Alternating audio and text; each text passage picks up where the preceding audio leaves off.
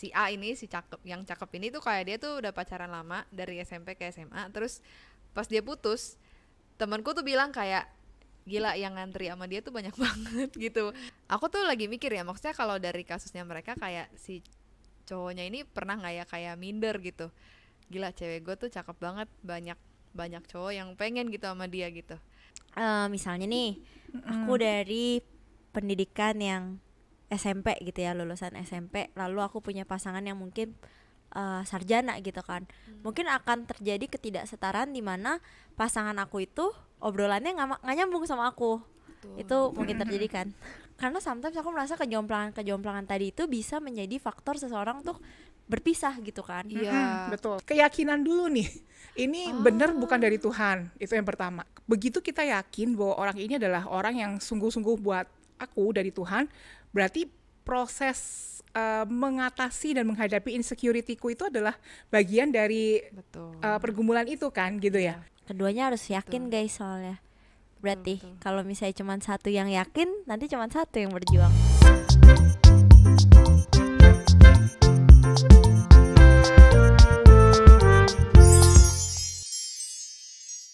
Hai guys, welcome to our podcast Chill, anything you can feel, chill. Oke. Kita kembali lagi dengan Ciselfie.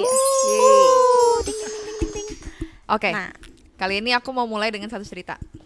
Jadi apa aku tuh? punya teman, ini geng aku di kuliah, dan dia orangnya apa ya, maksudnya secara penampilan dia cakep gitu, cakep terus kayak cukup populer. Jadi kayak jadi di gengku ini dia sama ada satu temanku itu mereka satu sekolah. Terus kayak dulu si temanku yang si A ini, yang cakep ini tuh kayak dia tuh udah pacaran lama dari SMP ke SMA. Terus pas dia putus, temanku tuh bilang kayak, gila yang ngantri sama dia tuh banyak banget gitu. Kayak gitu loh. Jadi kayak Mengharapkan dia putus ya. betul. Terus kayak aku ngelihat waktu kuliah, dia juga ada satu orang yang deketin dia terus, yang kayak keke gitu deketin dia gitu. Dan kayak sekarang dia udah jadian, udah mau nikah, udah tunangan juga sama cowoknya gitu. Nah,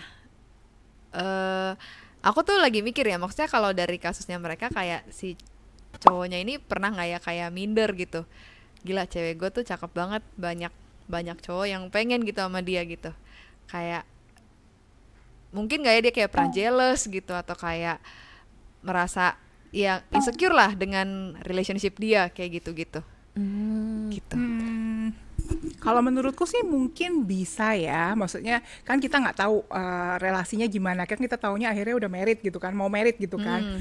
Mungkin dalam perjalanannya bisa, tapi kalau menurutku waktu kita naksir, jatuh cinta sama cewek atau cowok yang memang populer, ya kita harus siap hati sih bahwa kepopulerannya akan tetap ada gitu. Betul. Itu satu. Terus yang kedua, kalau jadian pun ya berarti harus bikin boundaries ya, yang jelas antar mereka berdua gitu kan.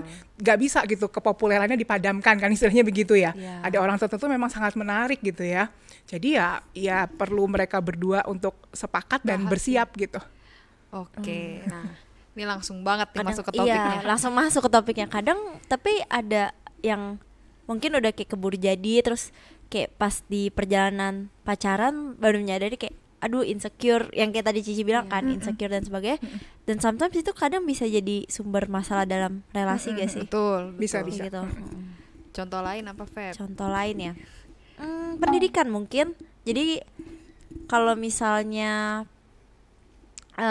nih, aku dari pendidikan yang SMP gitu ya, lulusan SMP, lalu aku punya pasangan yang mungkin sarjana gitu kan. Mungkin akan terjadi ketidaksetaraan di mana pasangan aku itu obrolannya nggak nyambung sama aku. Itu mungkin terjadi kan. Jadi kayak misalnya dia ngomongnya apa, aku cuman sampai kemana gitu loh. Jadi kayak gak match gitu. Kayak mau gitu. ngobrol jadi nggak nyambung ya. Oke. Sebenarnya sih kalau menurutku ya, tingkat pendidikan itu tidak sepenuhnya 100% mempengaruhi komunikasi gitu ya.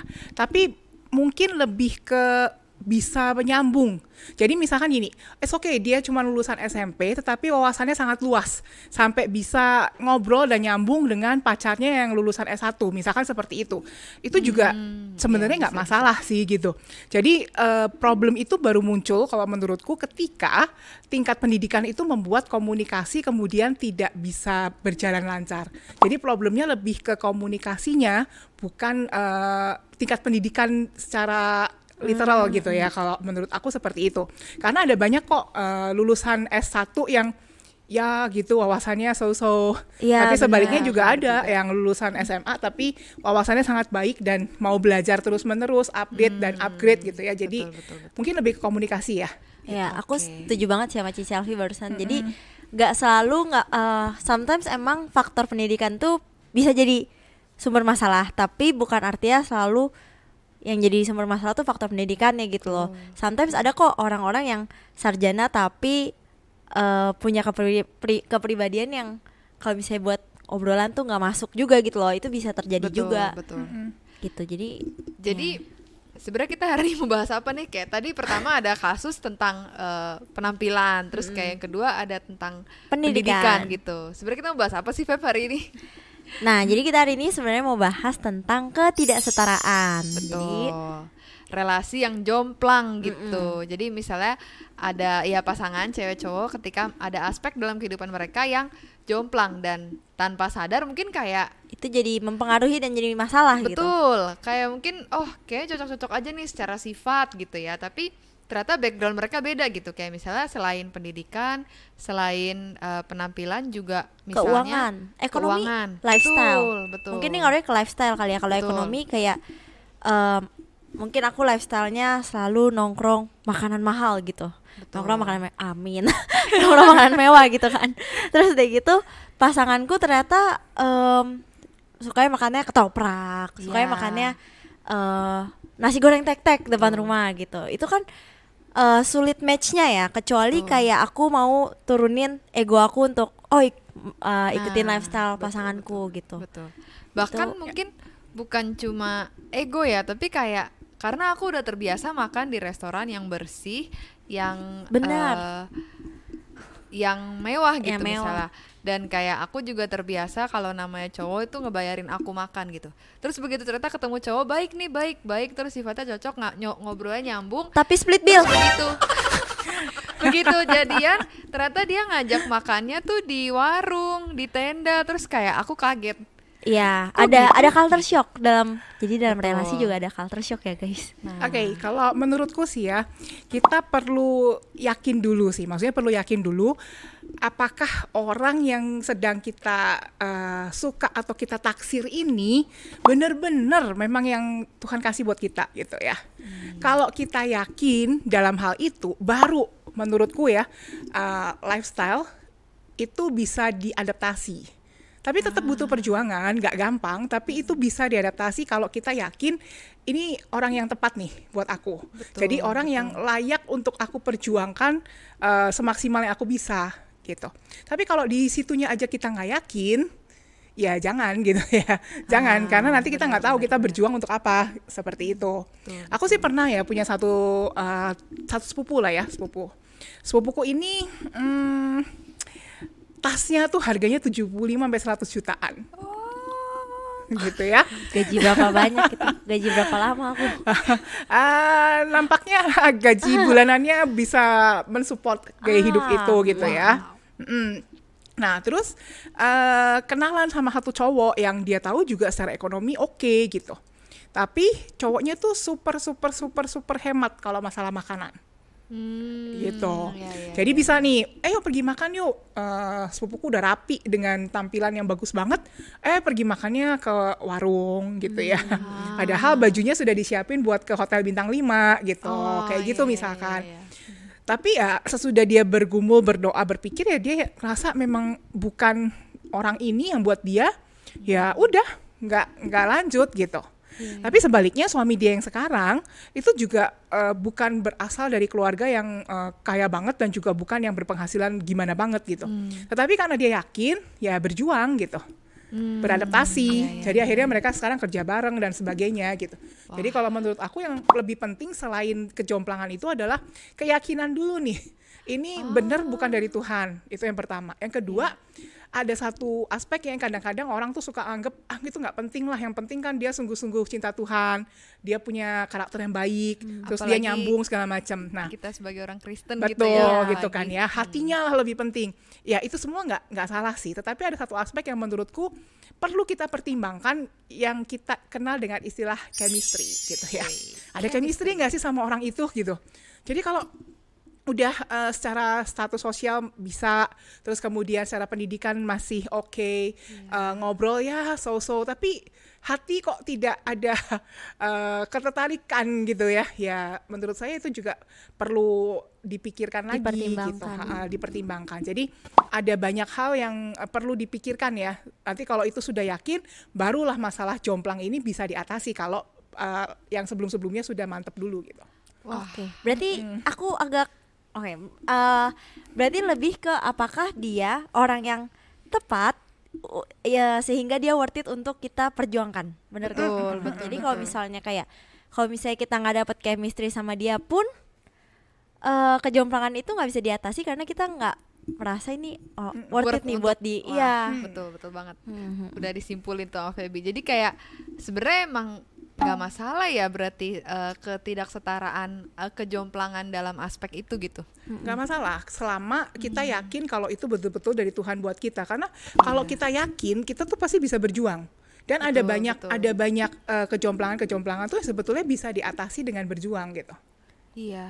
Wah, bener juga ya. Bener sih, karena sometimes aku merasa kejomplangan tadi itu bisa menjadi faktor seseorang tuh berpisah gitu kan. Iya, betul. Kayak aku sih sering, ya itu kebayang kayak misalnya kasusnya temanku itu. Kalau misalnya kita bikin lebih ekstrim deh, misalnya satu pihak itu, ya misalnya si cewek itu cakep banget, terus banyak cowok yang ngefans sama dia, banyak cowok yang deketin dia, terus dia jadian sama cowok yang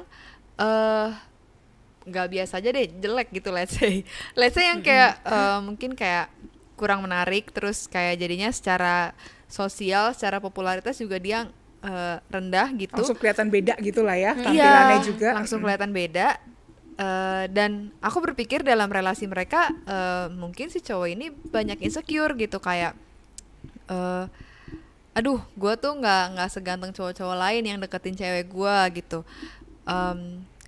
Terus jadinya mungkin bisa berujung pada kayak posesif gitu, kayak si cewek ini nggak boleh misalnya jalan sama cowok lain sedikit pun gitu, maksudnya nggak boleh punya teman cowok kayak gitu-gitu. Dan itu kan bisa jadi sumber masalah kalau misalnya aspek ini tuh tidak setara gitu. Jadi kayak mungkin nih hal-hal yang gak kepikiran gitu, jarang orang kepikiran, tapi kalau dipikir penting juga gitu aspek bahwa sebatas penampilan dan yang berkaitan dengan popularitas ya itu tuh penting kayak gitu.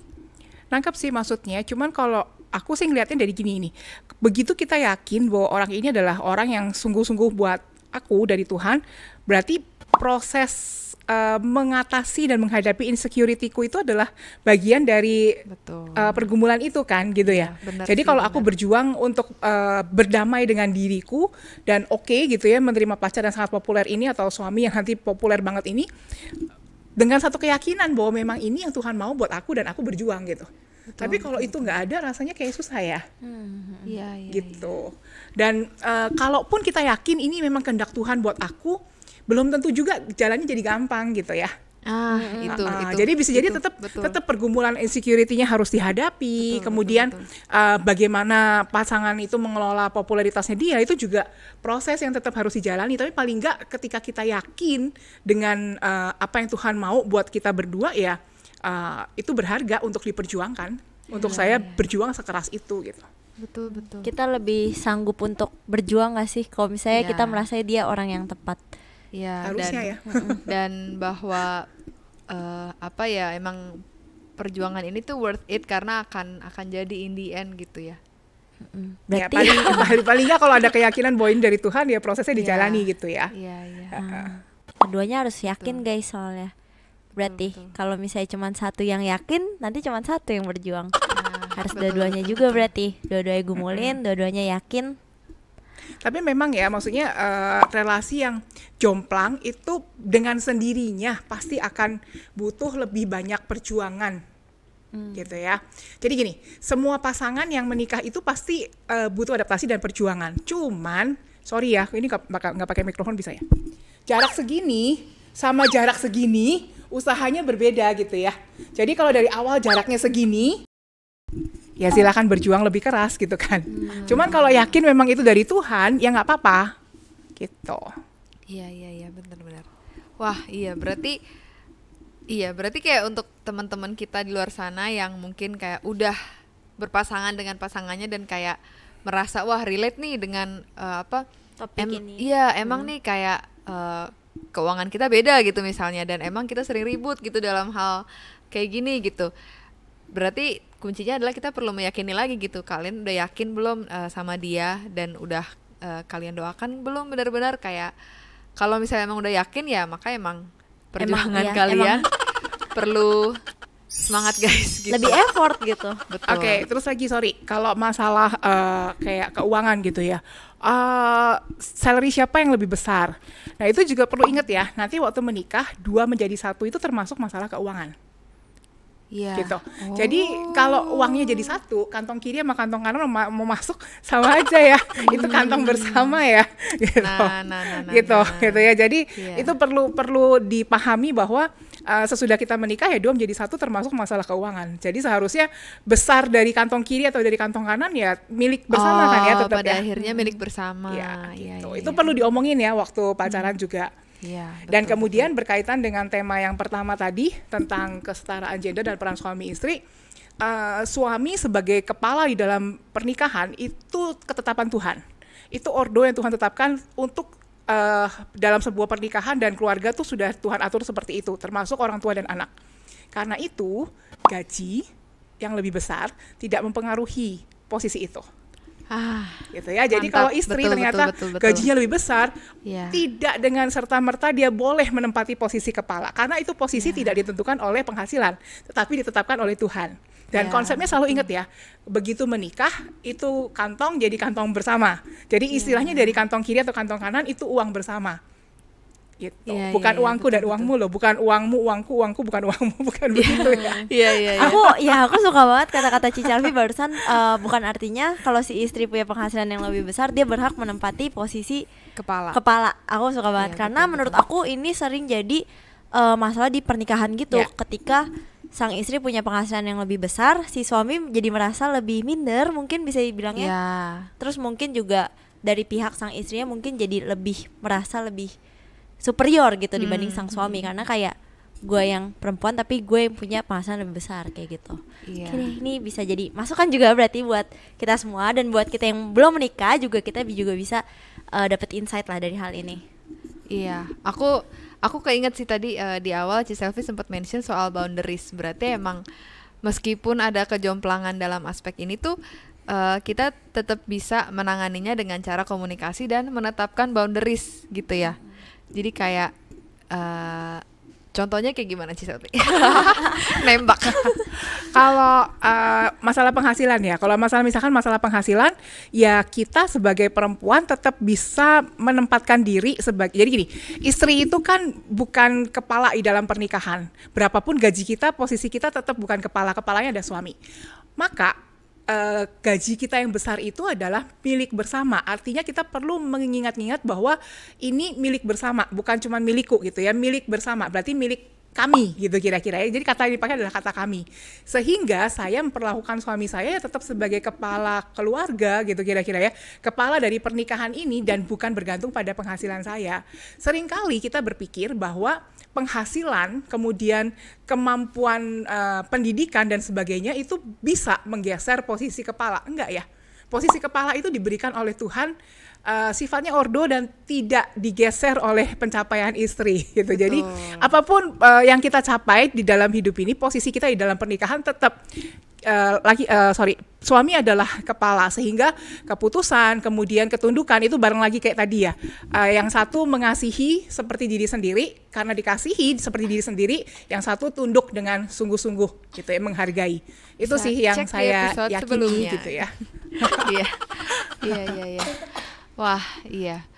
Berarti emang kayak perlu boundaries awalnya adalah bahwa tetap suami adalah kepala dan istri tetap perlu tunduk kepada suami gitu ya. Dan itu nggak berkaitan dengan pencapaian, Ya, tidak betul, berkaitan betul. dengan penghasilan, tidak Betul. berkaitan dengan kesuksesan karir dan sebagainya, seperti itu. Feby.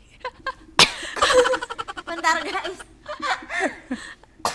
Ada minum? Oke. All good. Oke. Oke.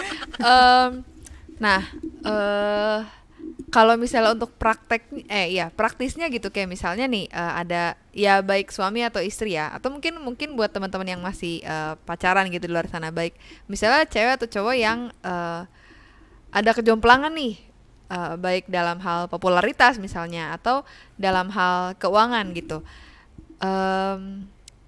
Contoh boundaries praktisnya gitu kayak gimana, Ci?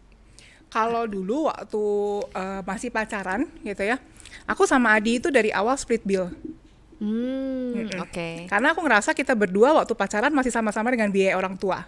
Ah, iya. Gitu ya, atas dasar apa biaya orang tua yang diberikan padanya untuk membiayaiku gitu kan ya. Oh, ya iya, masing-masing benar, gitu benar, satu. Terus yang kedua waktu kita udah kerja, ya karena kita berdua sama-sama kerja, ya nggak apa-apa gitu, maksudnya sama-sama gantian bayar gitu. Nah begitu sudah menikah, kan itu uang bersama. Jadi mau keluar dari sana atau keluar dari sini nggak masalah, itu satu. Terus yang kedua, pernah ada satu momen sesudah kami menikah kira-kira berapa ya, 2-3 bulan lah ya, itu tiba-tiba Adi itu tadinya selain bekerja di kantor, dia tuh ada pekerjaan tambahan gitu lah yang dapatnya tuh lumayan. Tiba-tiba 2-3 bulan sudah kami married itu penghasilan tambahan ini berhenti total. Total. Ketika penghasilan tambahan ini berhenti total, gaji saya lebih gede dari gaji dia. Seperti itu. Oke. Terus kemudian ada satu masa juga sesudah itu sekitar 6 bulanan ya sebelum kami memutuskan pindah ke Jakarta, itu Adi sudah resign dari kantor yang lama, tapi belum punya pekerjaan sampai dengan nanti kami pindah ke Jakarta. Jadi 6 bulan itu pakai uang gajiku gitu ya, kalau mau pakai uang gajiku. Padahal sebenarnya sih uang bersama gitu. Nah, ketika dalam posisi seperti itu ya, aku meyakini bahwa dia kepala keluarga sih. Jadi aku tetap memperlakukan dia seperti sebelumnya gitu ya, dan tidak ada yang berubah. Keputusan penting tetap dia yang memutuskan. Ya aku tetap melatih dia untuk ngambil keputusan dan aku ikut gitu ya, kayak gitu. Dan ya all good sampai sekarang gitu. Oke. Iya. Aku udah nangkep. Tadi aku sebenarnya pas awal kurang nangkep bagian boundariesnya. Terus sekarang aku pas kayak diperjelas, aku kayak oh iya. Boundaries yang kayak gini berarti. Iya, betul. Itu salah satu contoh konkretnya ya, guys. Kalau terus tadi Ci Selfie juga udah sempat bilang soal komunikasi kan, bahwa misalnya kayak dalam hal misalnya satu pihak lebih populer gitu daripada yang lain gitu. Mungkin kita perlu komunikasi juga ya, bahwa kayak lebih mengkomunikasikannya dari maksudnya dari diri sendiri gitu, kayak misalnya aku merasa sejujurnya aku merasa insecure gitu dengan kamu lebih populer gitu ya, dan kayak bisa nggak kita tentuin batasan kayak sejauh mana kamu bisa bergaul sama lawan jenis. Boleh. Kayak gitu ya. Harus malah. Jadi kita perlu mengungkapkan gitu perasaan kita seperti apa, harapan kita apa, dan ya ayo kita cari solusinya sama-sama gitu. Ya, jangan biarin kayak itu cuman jadi ada masalah doang tapi gak ada solusinya gitu. Ya, harus betul. cari jalan tengahnya juga. Jadi basically gap apapun, kejomplangan di aspek apapun yang mungkin kalian rasakan atau kalian hadapi di relasi kalian saat ini, bisa dihadapi dengan komunikasi dan menentukan boundaries. Kalau misalnya kalian udah yakin, udah mendoakan pasangan kalian dan udah mau jalan bersama-sama gitu ya. Mantap. Oke. Ada lagi? Mantul tuh. Apa lagi ya? Yang mungkin Feby ada yang masih mau ditanya lagi gak? Gak ada sih. Kalau dari aku semuanya udah clear. Dari Ci Selfie ada yang mau ditambahkan? Iya Cukup. mungkin. Sudah. Oke. Tadi udah disimpulkan soalnya. Iya, Oh, benar. iya. Berarti sudah tertutup. Sudah selesai sudah tapi kali ini. Oke, Dan kalau kita gitu. bakal lanjut ke next episode. Oke. Yang teman-teman pasti semua udah nungguin semua. Apa nih topik selanjutnya? Betul. Next episode juga kita masih sama Ci Selfie. Jadi semoga dari episode kita kali ini teman-teman bisa belajar lebih lagi soal kejomplangan dalam relasi gitu ya. Teman-teman juga boleh share nih di kolom komen. Mungkin kalian ada yang relate dengan pengalaman kayak soal popularitas atau soal keuangan gitu, dan gimana kalian mengatasinya gitu. Ya. Dan selain di kolom komen, kalian juga bisa share pergumulan kalian di aplikasi Aplikasi HelloGat. HelloGat. Ting, Jadi ting, kayak ting. download aplikasi kita, kalian bisa share-share di situ, dan kita juga bisa saling mendukung teman-teman yang share pergumulan di sana. Dan jangan lupa juga follow Sosial media kita ada Instagram, ada YouTube, ada TikTok, ada Spotify. Ada apa lagi ya? Jadi Udah, takut ketinggalan. itu ya. Itu aja ya berarti. Silakan Oke di deh. follow dan di subscribe, dan jangan lupa untuk stay tune di Chill. Anything you can spill, chill. Chill.